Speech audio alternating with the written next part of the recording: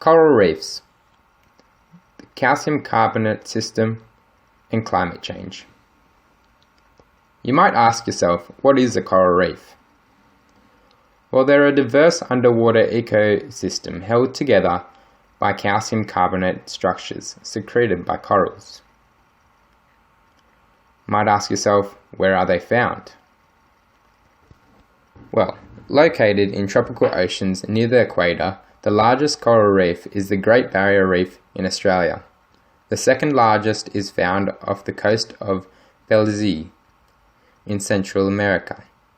Other reefs are found in Hawaii, the Red Sea, and other areas in tropical oceans. Coral reefs are built on top of bedrock platforms, which are essentially masses of calcium carbonate derived primarily from colonial-type coral skeletons. Reefs build upwards with new coral growing on top of dead older coral masses. Reefs may also be built in part from coralline algae, worms, and mollusks that secrete calcium carbonate shells. An example of the base of reefs being formed is illustrated by the Hawaiian island chain.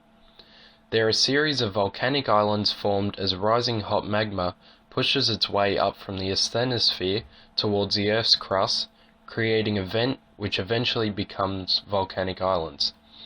As sea levels rise, they are colonized by corals that form fringing reefs. Subsidence fill the area behind the fringing reef to form a barrier reef. Eventually, as the island erodes, the volcanic base is distanced from the sea surface, but corals continue to grow to form atolls. You might ask how coral obtain their energy.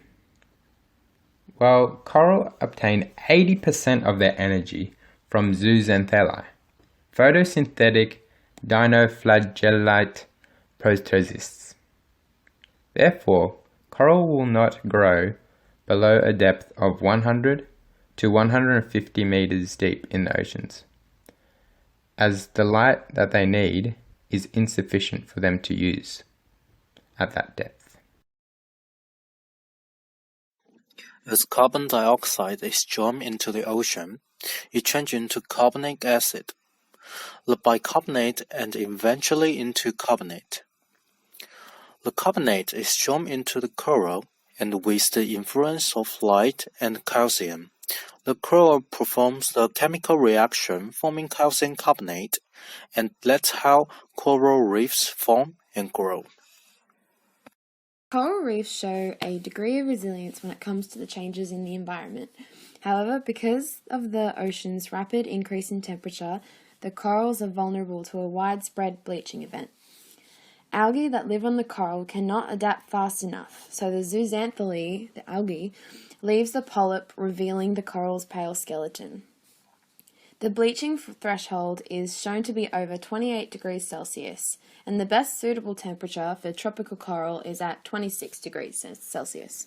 Sea levels have risen about 20 centimeters since the beginning of the 20th century, and it is estimated that it will continue to climb another 91 centimeters by the end of the century. Rising sea levels can have either a positive or a negative effect on coral. A positive would be growth. As the coral degrades, it is then deposited and built up onto other reefs like atolls. Or negative effects such as erosion, and when coral fails to grow with the rising sea levels, they don't receive enough sunlight to survive. This is also known as drowned reefs. As global temperature increases, the more served the Earth's weather patterns are. More moist air flows within storm systems, making them stronger, such as tropical storms and hurricanes. Warmer air is known to hold more moisture. The warmer the ocean's surface, the more heat is available for storm. This tropical storm erodes and damages coral reef. However, storms like hurricanes can also cool the ocean's surface, which has a positive effect as they lessen the severity of coral bleaching. Changes in precipitation will increase runoff, sediment, pollution contributing to algal bloom that reduce light availability. Altered ocean current will affect the coral ability to disperse larvae. Increase in atmospheric carbonic dioxide. correlates to an increase in dissolved carbon dioxide. Dissolved carbon dioxide becomes carbonic acid and lead to lower pH in the ocean. This increase in acidity has proven to inhibit the ability of reef-building corals and other marine life to produce calcium-based skeletons, as well as the ability of some fish species to reproduce.